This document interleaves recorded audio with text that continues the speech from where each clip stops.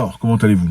Il fait très froid ce soir, c'est incroyable. En fait, toute la journée, il a fait très froid, comme pas possible. Et mon bonnet ici, je l'ai depuis 2004. Imaginez-vous. 2004, waouh.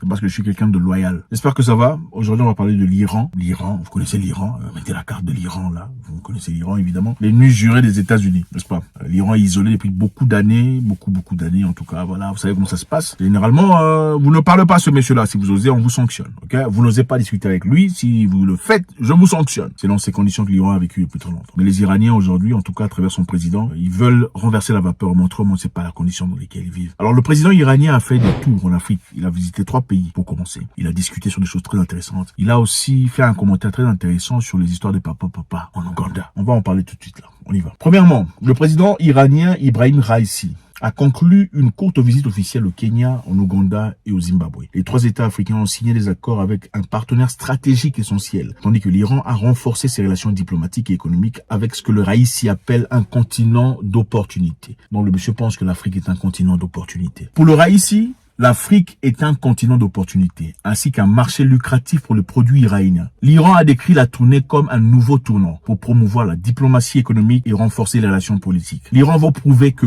contrairement à ce qui se dit, il n'est pas isolé. C'est pourquoi il réétablit les relations diplomatiques avec l'Arabie Saoudite en mars, normaliser les relations tendues avec l'Égypte et le Maroc. Évidemment, je pense qu'ils ont été promptés par la Russie ou la Chine. Certainement, on a dit, bon, écoutez, monsieur Iran, les choses ont bardé, hein, mais je pense qu'en ce moment-là, si vous restez dans votre coin, vous renforcez un peu l'idéologie selon laquelle vous êtes isolé. Allez faire des tours, allez faire des relations, allez discuter avec les gens, allez vous ouvrir. Et aussi, comme ça tombe bien, puisque certains pays sont pas très contents de l'Ouest, y compris le Zimbabwe, qui a toujours été sanctionné depuis très longtemps, malgré le départ du monsieur qui était sanctionné, monsieur Mugabe. Aujourd'hui, le Zimbabwe est toujours sanctionné. Alors, il y a aussi l'Ouganda qui récemment, ça fait un moment que ça marche pas, et beaucoup d'autres pays africains aussi. Et l'Iran est parti faire de tours. Le président iranien est parti au Venezuela, à Cuba et à Nicaragua. Ces pays, évidemment, sont des pays qui sont sanctionnés. Voilà ce qu'ils ont en commun. Vous savez, généralement, quand vous avez des problèmes avec des gens, ok, à un moment donné, ils se mettent ensemble contre vous. C'est exactement ce qui se passe. Okay. Il n'y a pas très longtemps, le Zimbabwe contactait la Russie pour lui envoyer des hélicoptères. Vous vous en souvenez? Pourquoi? Parce qu'ils en ont marre. Pourquoi il y a toujours des sanctions? On sanctionne le Zimbabwe, on sanctionne la Russie. Finalement, ils font quoi? Ils coopèrent. Qui perd? En Ouganda, le Raisi a déclaré que l'Iran offrirait son expertise à la fois dans l'exploration et le raffinage du pétrole. Bravo! Bravo! Pourquoi?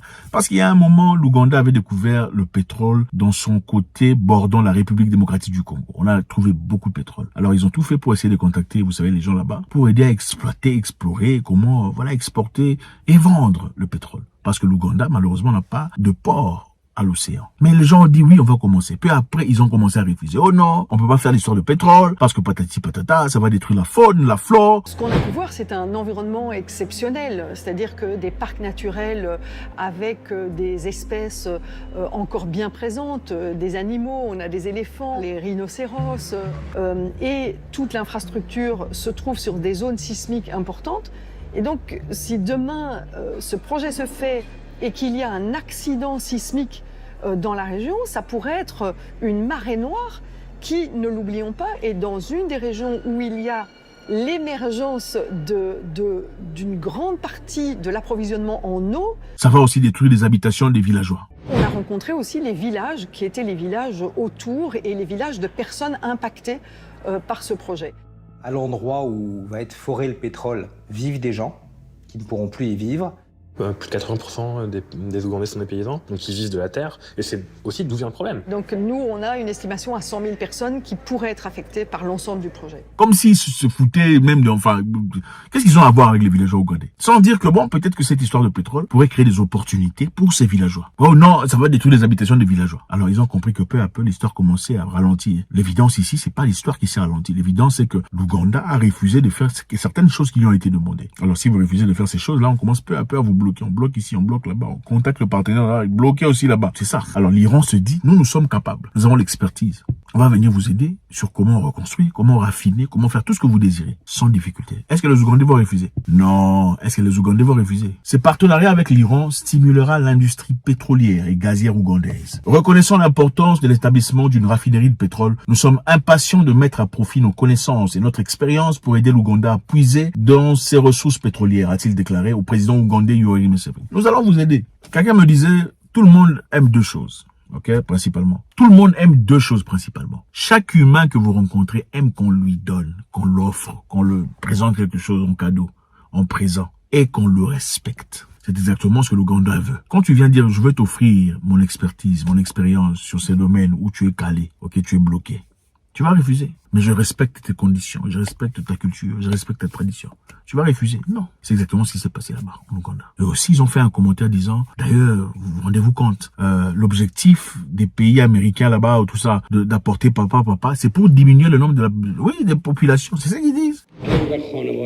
La culture de l'établissement et de la formation d'une famille, et en même temps la culture de l'authenticité, sont un autre point commun entre l'Iran et l'Ouganda. Nous accordons une grande attention à la question de l'établissement des familles et nous pensons qu'il s'agit d'un principe fondamental. L'Occident essaie aujourd'hui de promouvoir l'idée de l'homosexualité et bien sûr, par l'homosexualité, il essaie de mettre fin à la génération d'êtres humains et en même temps, il agit contre l'inhérence et la nature des êtres humains. Je crois que cette question et ces fortes attaques de l'Occident contre l'établissement des familles et contre la culture des nations sont un autre domaine de coopération pour l'Iran et l'Ouganda. Parce que vous savez, récemment, l'Ouganda a voté une loi qui l'a coûté très cher d'ailleurs. Les États-Unis ont carrément bloqué, annulé des visas. L'obtention des visas est devenue très difficile. Des membres politiciens ont vu leurs visas carrément annulés. Et aussi l'argent qu'on envoyait en Ouganda régulièrement pour aider les gens vivant avec le VIH, annulé aussi. La question ici qui se pose, c'est l'argent qu'on envoyait là. C'était vraiment pour aider les gens atteints du VIH ou bien c'était simplement technique de manipulation, c'est-à-dire de contrôle. Ok, si vous nous obéissez, on envoie l'argent. Si vous n'obéissez pas, on bloque l'argent. Mais le président ougandais, c'est quelqu'un de très fort, c'est un militaire. Et il atteint un âge où il s'en fout éperdument de ce que vous lui dites ou pas. L'Iran est aussi parti au Kenya, où ils vont développer beaucoup de choses sur le plan technologique, en tout cas des coopérations, l'agriculture, technologie, énergie et beaucoup d'autres choses. Donc beaucoup d'opportunités, beaucoup de portes ouvertes. Le Kenya exporte principalement le thé en Iran. Désormais, le président Ruto a dit on va élargir un peu cette ardoise des éléments qu'on peut exporter et échanger avec l'Iran.